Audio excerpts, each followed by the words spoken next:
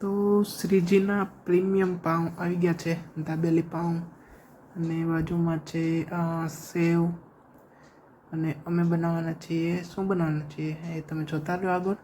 આ છે આંબલીની ચટણી કહો કે આંબલીનું પાણી કહી શકો. અને એના પછી છે મેઇન આઈટમ, ગરમા ગરમ રગડો, ચણા અને વટાણાથી ભરપૂર. જો તમને ચણા અને વટાણા ક્રશ કરેલા છે તો પણ ઘણા બધા દેખાતા હશે. ચણા અને વટાણાથી ભરપૂર રગડા પાઉં બનાવવાના છીએ. પછી આવી ગઈ છે આપણી સ્પેશિયલ રાજકોટની સ્પેશિયલ ગ્રીન ચટણી, અને સાથે આપણી પાસે છે થોડીક એવી કોથમીર. ડીશમાં આપણે લઈ લીધું છે પાઉં, સેવ, આપણી પાસે સાઈડમાં ઘણી બધી કોથમીર પણ છે.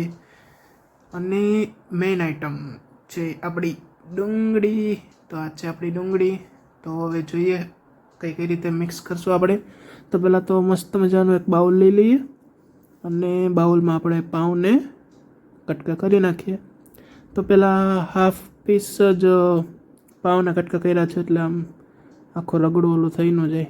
એના ઉપરથી નાખી દીધો છે ચમચો ભરીને રગડો પાઉંની ઉપર. હવે આપણે એમાં એડ કરી દઈશું ગરમા ગરમ, જો ધોવાળા નીકળે છે રગડામાંથી. હવે પાઉંને રગડો લઈ લીધો છે, અને હવે એમાં આપણે એડ કરીશું આંબલીની ચટણી, મસ્ત મજાની ખાટી મીઠી આંબલી અને ગોળની બનાવેલી ચટણી. અને પછી એમાં એડ કરીશું રાજકોટની સ્પેશિયલ ગ્રીન ચટણી, એટલે એનો સ્વાદ જ કંઈક અલગ આવે, મજા જ આવ્યા રાખે ખાવાની. પછી એમાં આપણે ઉપરથી નાખી દીધી છે ડુંગળી, અને ઉપરથી ઘણી બધી કોથમીર, અને લાસ્ટમાં આપણે એડ કરી દઈશું સેવ. હવે બરોબરનું આને મિક્સ કરીને ખાઈએ. અને પાઉં રગડો કહો કે રગડા પાઉં કહો, તમે શું કહો છો કોમેન્ટ કરજો. આ ડીશને રગડા પાઉં કહેતા હો છો, પાઉં રગડો, કે એના સિવાયનું કંઈક ત્રીજી વસ્તુ કહેતા હોય તો કંઈક કોમેન્ટ કરીને જણાવજો. બાકી આપણો રગડો અને પાઉં થઈ ગયો છે તૈયાર. વધારે ખાટું કરવા માટે થોડીક વધારે હજી આંબલીની ચટણી નાખી દીધી છે, અને સેવ એ નાખી દીધી છે. તો હવે આપણે લઈએ પાઉં રગડાની મોજ. મજા આવી જવાની છે ખાવાની આજે તો ડિનરમાં.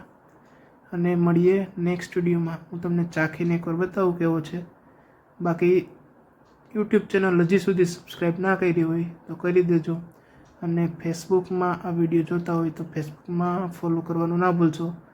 તો ગરમા ગરમ છે, ધુવાડા નીકળે છે, પણ જે ગરમ ખાવાની મજા છે એ અલગ જ છે. તો મસ્ત મજાનો ખાટો મીઠો તીખો મસ્ત મજાનો ગળ્યો અને બધો સ્વાદ આવે છે રગડાનો અને ચટણીનો અને પાઉંનો અને સેવનો. અને તો મજા આવી ગઈ છે મને તો ખાઈને. તમે આ ડીશને શું નામ આપશો કોમેન્ટ કરીને જણાવજો. જનરલી તો પાઉં રગડો કે રગડા પાઉં જ કહેતા હોય છે. મળીએ નેક્સ્ટ વિડીયોમાં.